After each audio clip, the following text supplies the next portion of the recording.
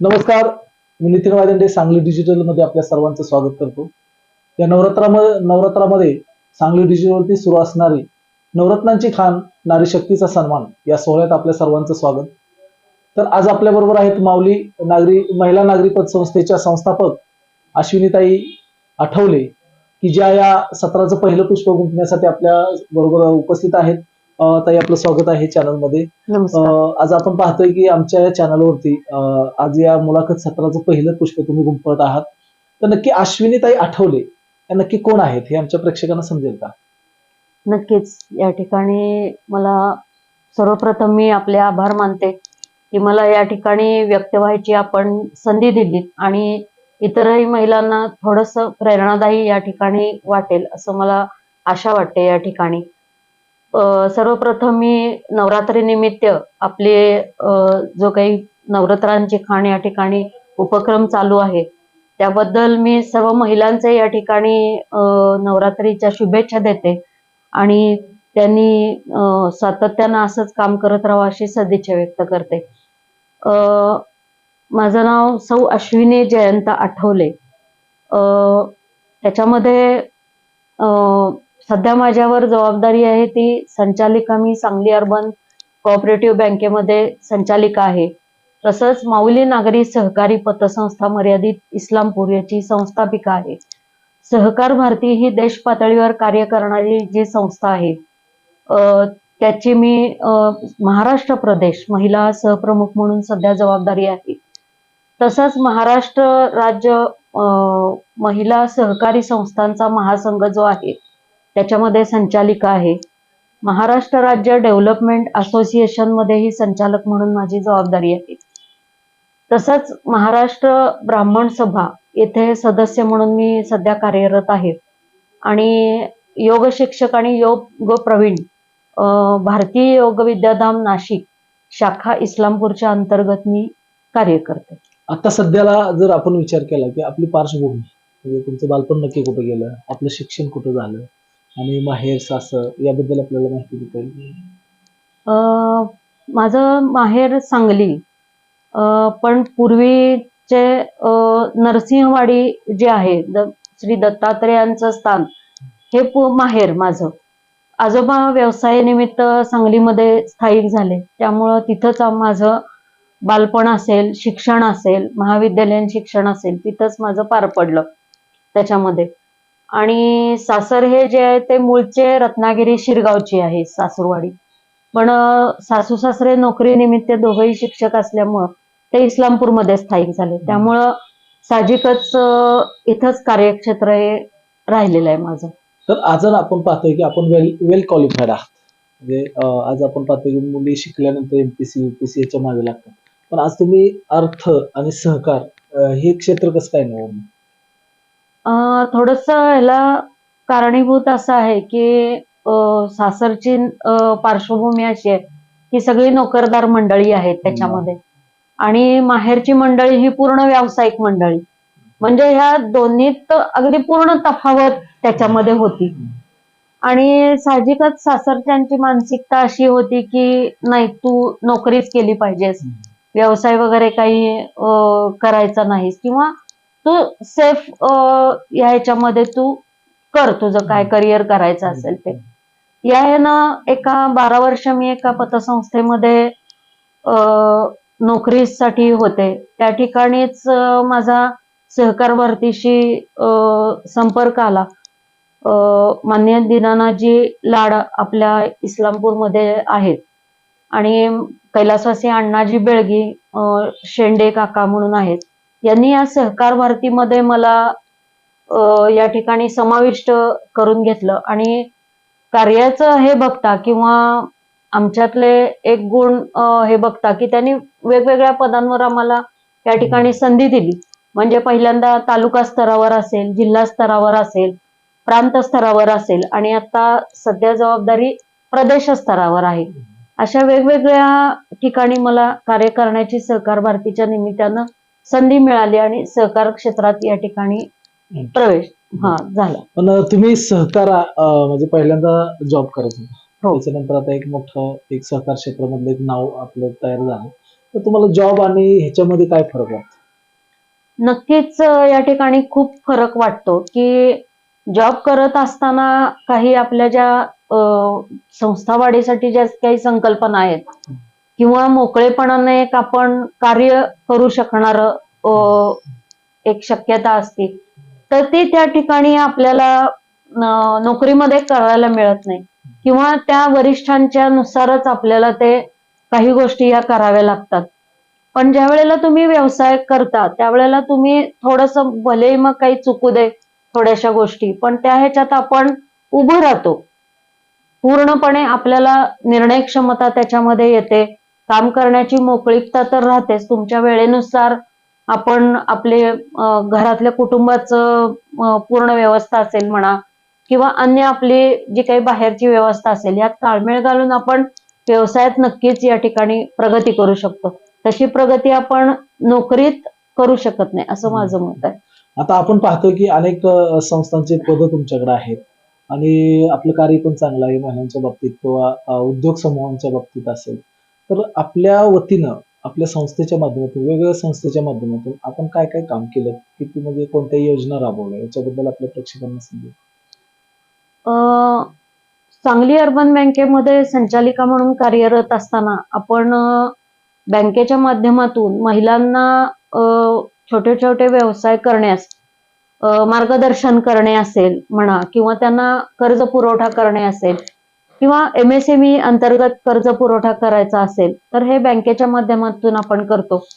पतसंस्थेच्या माध्यमातून आपण छोट्या प्रमाणात का होईना कर्ज पुरवठा करतो, पण त्यांचं प्रशिक्षण घेतो आपण त्यांना की त्यांना कुठला व्यवसाय करायचा आहे किंवा त्या घर बसल्या काय व्यवसाय करू शकतात ह्याचं पूर्ण प्रशिक्षण देऊन आपण त्यांना कर्ज पुरवठा या अंतर्गत करू शकतो.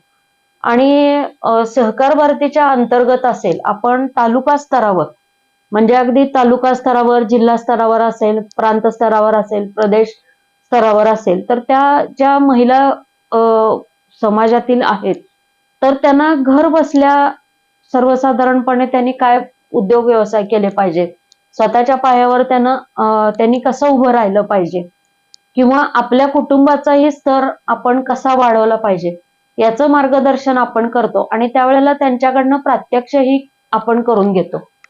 म्हणजे आपल्या मदतीला आता कोल्हापूरची स्वयंसिद्धा संस्था आहे, तसेच सहकार भारतीच्या अंतर्गत सिम्पली देसी म्हणून आपण एक सहकार भारतीच्या अंतर्गत त्यांना मार्केट मिळावं महिलांना. म्हणजे त्यांनी जे काही उत्पादन केलेली असतात ते शक्यतो महिला काय करतात, आम्ही प्रॉडक्ट उत्पादन बनवून देतो पण मार्केटचं तुमचं तुम्ही बघा, अशी थोडीशी मानसिकता महिलांची असते. तर ती आपण या सिम्पली देसीच्या माध्यमातून आपण त्या सहकार भारतीच्या अंतर्गत त्यांना मार्केट उपलब्ध करून दिलेलं आहे. तर तेही आपण या ठिकाणी करत असतो.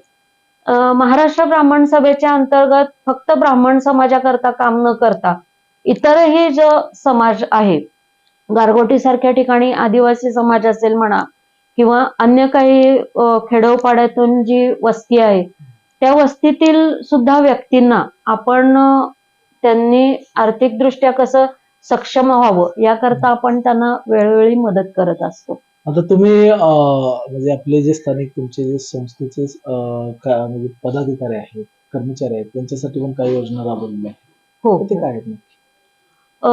आपण महाराष्ट्र राज्य डेव्हलपमेंट अँड असोसिएशनच्या अंतर्गत ज्या सहकार क्षेत्रामधील कार्य करणारे संचालक असतील, पिग्मी एजंट असतील, कर्मचारी असतील, यांच्याकरिता आपण वैद्यकीय आणि शैक्षणिक मदत आपण त्या ठिकाणी संस्थेमार्फत देतो की ती विना परतावा असते. म्हणजे ते जर संस्थेचे सभासद जर झालेले असतील तर त्यांनी जर खर्चाचं आपल्याकडं हे पाठवलं तर त्या खर्चाच्या प्रमाणात आपण एक सुरुवातीला 50% मदत असेल, 60% मदत असेल, ही आपण त्यांना शैक्षणिक आणि वैद्यकीय मदत ही आपण त्यांना करत असतो.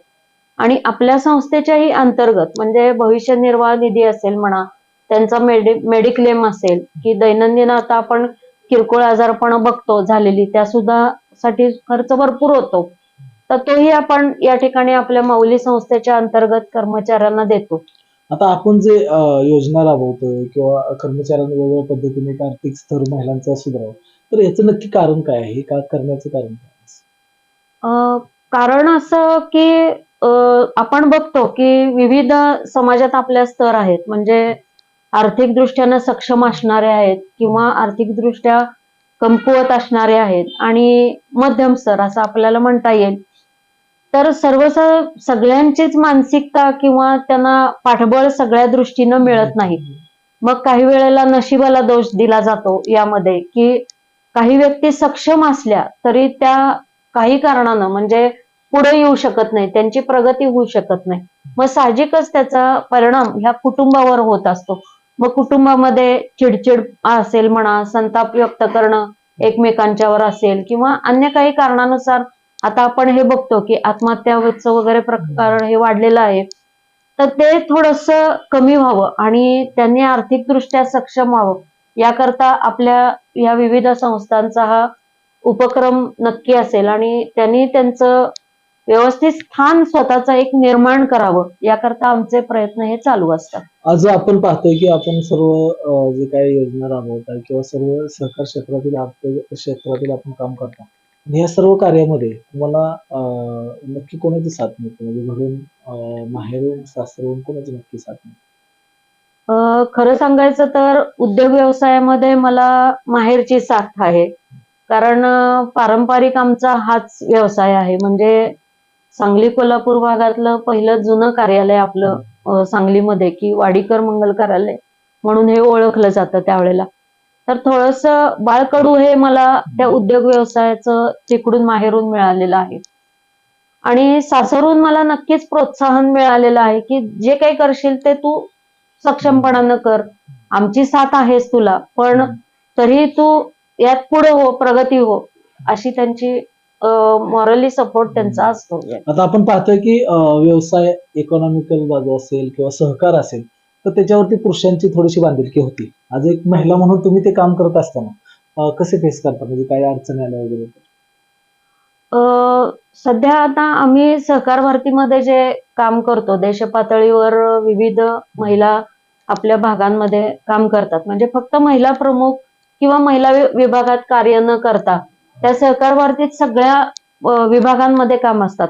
मग गृहनिर्माण संस्थेमध्ये असतील म्हणा, बँकांमध्ये असतील, पतसंस्थांच्या मध्ये असतील, सगळ्या जवळपास 13 ते 14 विभागांमध्ये ह्या महिला सक्षमपणे कार्य करतात.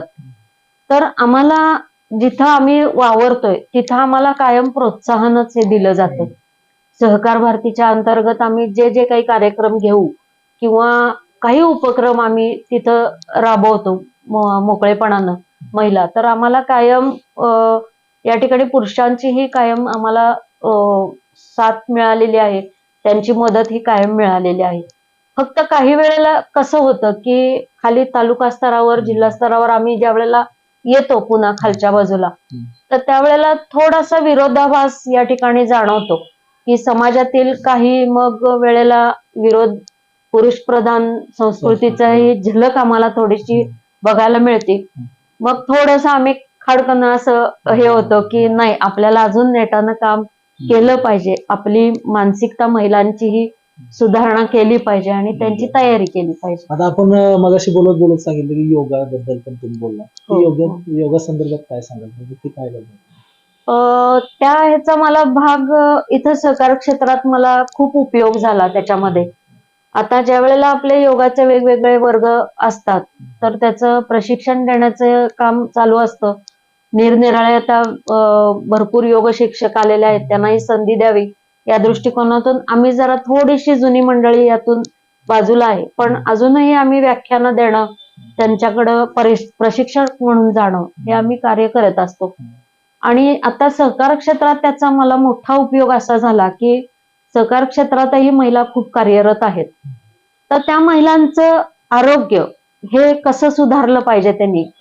सर्वसाधारणपणे कसं होतं की महिला काम करतात, पण आपल्या कुटुंबाची आधी काळजी घेतात आणि आपली काळजी घेत नाहीत त्या. मग सतत काम करत राहिल्यामुळं त्या स्वतःची काळजी कधीच घेत नाहीत. मग ती आम्ही त्यांना पटवून देतो की आपल्या कुटुंबाचा भार आपल्याला सांभाळायचा आहे, तर आपण आपली काळजी आधी घेतली पाहिजे. आपण कशी काळजी घ्यावी हे आम्ही वेगवेगळ्या प्रशिक्षणांच्या वेळेला आम्ही त्यांना सांगत असतो. आता जाता जाता एक शेवटचा प्रश्न असा की आता पूर्ण ते सर्व लेखाजोखा तुम्ही सांगितला, येणाऱ्या अडचणी असतील, योजना असतील आणि महिलांनी कशा पद्धतीने राहिलं पाहिजे. मग जाता जाता या समाजातील ज्या महिला आहेत, ज्या पुरुष प्रधान संस्कृतीखाली लपलेल्या आहेत किंवा स्वतः मनात इच्छा असली तरी काही करू शकत नाही, अशा महिलांसाठी काय संदेश द्याल? सर्वप्रथम मी त्यांना असं सांगेन की त्यांनी मानसिकदृष्ट्या सक्षम झालं पाहिजे या ठिकाणी आणि थोडस स्वतः बदलायला लागलं पाहिजे की जोपर्यंत तुम्ही स्वतः बदलत नाही तोपर्यंत कोणाची प्रगती होऊ शकणार नाही. मग भले त्यांची स्वतःची वैयक्तिक असेल किंवा कुटुंबाची असेल. त्यांना जर आपलं स्तर उंचावायचा असेल किंवा सक्षम व्हायचं असेल तर स्वतः नक्की बदला आणि मालिका चक्र जे असतं टीव्ही मालिका चक्र म्हणजे त्यामधून थोडंसं त्यांनी 6 ते 9च्या ह्याच्यामध्ये बाहेर येऊन की नक्की काय चाललंय, जगात काय चाललंय, देशात काय चाललंय, आपल्या जिल्ह्यात काय चाललंय, गावात काय चाललंय ह्याचं नक्की परीक्षण करून स्वतःची ही प्रगती त्यांनी नक्की करायला पाहिजे आणि कुटुंबाची ही प्रगती त्यामधून आपोआपच घडत जाईल. या ठिकाणी मला आणखीन एक असं सांगावंसं वाटतं की महाविद्यालयीन जे विद्यार्थी आहेत, विद्यार्थिनी आहेत, त्यांनी अवश्य आपल्या कौटुंबिक वातावरणाचाही विचार करून आणि आपल्या आर्थिक आणि सामाजिक ह्याचा, बौद्धिक ह्याचा विचार करून आपण प्रगती निश्चित या ठिकाणी केली पाहिजे. की आता जे मगाशी उल्लेख मी केला की आत्महत्येचं प्रमाण या ठिकाणी वाढतंय. तर आपल्या मागच्या लोकांची जी काही अवस्था होती ती सांभाळून त्यांनी आपली प्रगती अवश्य करावी आणि आपलं नक्कीच कार्यक्षेत्र उंचावलं पाहिजे त्यांनी या ठिकाणी. तसंच महिलांच्या करता मी या ठिकाणी सांगेन की एकमेकीत ईर्ष्या करणं नवरात्राच्या ह्याच्यात अगदी तुम्ही निखळपणाने या ठिकाणी आपलं मनोरंजन या ठिकाणी करून घेतलं पाहिजे आणि तसंच इतर आपल्या एकमेकींच्या ह्याचा कौटुंबिक कलह किंवा ईर्ष्या न करता त्यांना जो काही स्वातंत्र्य मिळालेलं आहे आपल्या कुटुंबातून किंवा निरनिराळ्या क्षेत्रात ज्या ठिकाणी त्या काम करतायत तिथून त्यांना जी स्वतंत्रता मिळालेली आहे त्याचा त्यांनी उपयोग करून घेऊन आपली प्रगती निश्चित या ठिकाणी करावी आणि उत्तरोत्तर आपली प्रगती साध्य करावी असं मी या ठिकाणी त्यांना विनंती करते. तर आपण पाहिलं की हे नवरत्नांची खान नारी शक्तीचा सन्मान या सत्रातलं पहिलं पुष्प गुंफण्यासाठी आपल्याबरोबर होत्या. माऊली महिला नागरी पतसंस्थेच्या संस्थापक या ठिकाणी आपल्याबरोबर होत्या. त्यांनी आतापर्यंत पाहिलं की अनेक योजनांच्या माध्यमातून महिलांची आर्थिक प्रगती व्हावी आणि महिलांना आरोग्य पण कसे मिळेल याबाबत सध्या त्यांनी अनेक चांगल्या पद्धतीने प्रयत्न केलेले आहेत आणि अशा योजनातून महिलांना एक चांगलं आयुष्य देण्याचं काम अश्विनीताईंनी केलेलं आहे. तसेच योगाच्या माध्यमातून त्यांचं आरोग्य जपण्याचं देखील काम केलेलं आहे. त्यांचे जे कर्मचारी आहेत त्यांना सुद्धा शिक्षण आणि आरोग्यासाठी ते मदत करत असतात आणि जाता जाता त्यांनी जो संदेश दिला की महिलांनी स्वतःहून पुढे आलं पाहिजे आणि मधल्या काळात जो संध्याकाळच्या वेळी 6 ते 9 हा वेळ आपण मालिकेसाठी चालतो त्यासाठी तुम्ही जगाचं परीक्षण करा, जगाची माहिती घ्या असाही त्यांनी संदेश या ठिकाणी दिलेला आहे. ताईने आपल्या या मुलाखत सत्रामध्ये वेळ दिला त्याबद्दल चॅनलच्या वतीने धन्यवाद. सांगली डिजिटल, डिजिटल जमाना, डिजिटल बातम्या.